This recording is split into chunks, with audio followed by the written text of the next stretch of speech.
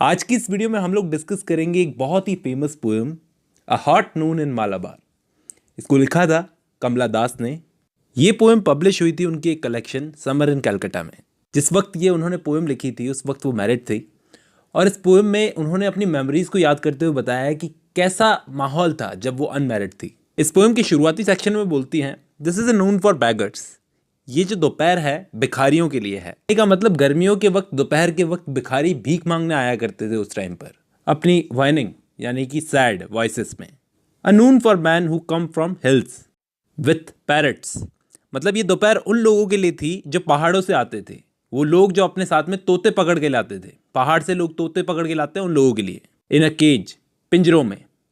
And Fortune cards, मतलब जो भविष्य बताने वाले कार्ड्स जो होते हैं ना, मतलब पहाड़ों से जो लोग आते थे उनके हाथ में तोतों के पिंजरे होते थे, दूसरे हाथ में फॉर्चून कार्ड्स होते थे यानी कि मतलब भविष्य बताने वाले कार्ड्स होते थे।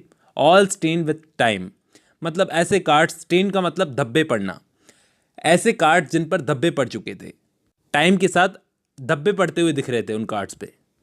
और उन कार्ड्स से वो वहाँ के लोकल लोगों का फ्यूचर प्रेडिक्ट करते थे। ऐसे वो कार्ड्स लेकर आते थे अपने साथ में।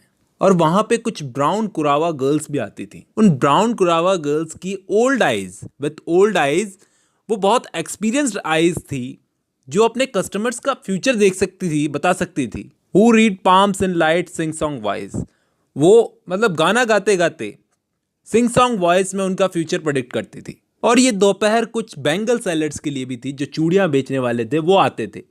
Who spread on the cool black floor those red and green and blue bangles. वो अपनी चद्दर खोल के फ्लोर पे चद्दर खोल के सड़क पे फ्लोर पे चद्दर खोल के रेड, ग्रीन और ब्लू बैंगल्स दिखाते थे अपनी। All covered with dust of roads, तो रोड पे जो डस्ट होती थी वो उस पर बैठ जाती थी जाकर। ऑल ऑफ देम, जो भी बाहर से लोग आते थे उनके पैर, whose feet मतलब उनके पैर, डिवॉर्टिंग rough miles grow cracks on the heels so that when they clambered up our porch the noise was gritting। मतलब मीलों तक चलने के बाद में जब वो यहाँ पे पहुँचते थे तो उनके पैर रफ हो जाते थे, उनकी एड़ियाँ फट जाती थी और उनकी एड़ियों से आवाज़ आती थी। आगे कमला दास बोलती हैं, strange, this is a noon for strangers. इस समय पर कुछ अनजान लोग भी आते थे उस दोपहर में। Who part the window drapes and peer in, their hot eyes beaming with the sun। कर्टस उनको विंडो से देखती थी और देखती थी कि उनकी आंखें भरी हुई थी जब सूरज की रोशनी उनकी आंखों पे पड़ रही थी, उनकी गर्म आंखें। Not seeing a thing in shadowy rooms and turn away and look so yearningly at the brick latched well। वो धूप में परेशान होते थे, इधर उधर कोई जगह ढूंढते थे जहां पे उनको शैडो मिल जाए अपने आप को दोपहर की गर्मी से बचाने के लिए।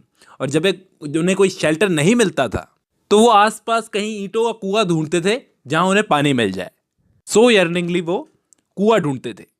This is a noon for strangers with mistrust in their eyes, dark, silent, ones who rarely speak at all, so that when they speak their voices run wild like jungle voices. Yes, this is a noon for wild man, wild thoughts, wild love. ध्यान से सुनना यहाँ पर poets क्या बोलती हैं। वो यहाँ पर मालाबार की नून के बारे में बताती है, फिर से रिकैप्चर करती है। To be here far away is torture, कि मैंने काफ़ी कुछ मिस कर दिया।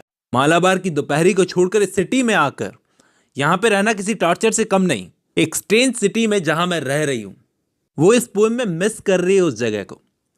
वो मिस कर रही है उन लोगों को जिन लोगों के बीच वो रहती थी। वो बोलती है, this is a noon for strangers.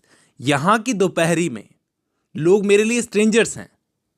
यहाँ पे मिसट्रस्ट है इनकी आंखों में, डार्क है, साइलेंट है, और यहाँ पे कोई रेयरली ही कुछ बोलता है। व्हेन दे स्पीक, जब ये बात करते हैं, their voices run wild, wild जंगली जानवरों की तरह लगते हैं। Yes, this is a noon for wild man, wild thoughts, wild love. To be here far away is torture, यहाँ पे रहना टॉर्चर से कम नहीं है, इतना दूर। This hot Noon at my home in Malabar is so far away. उम्मीद करता हूँ आपको ये पोएम समझ में आई होगी दोस्तों, और पसंद भी आई होगी। आज की इस वीडियो में बस इतना ही।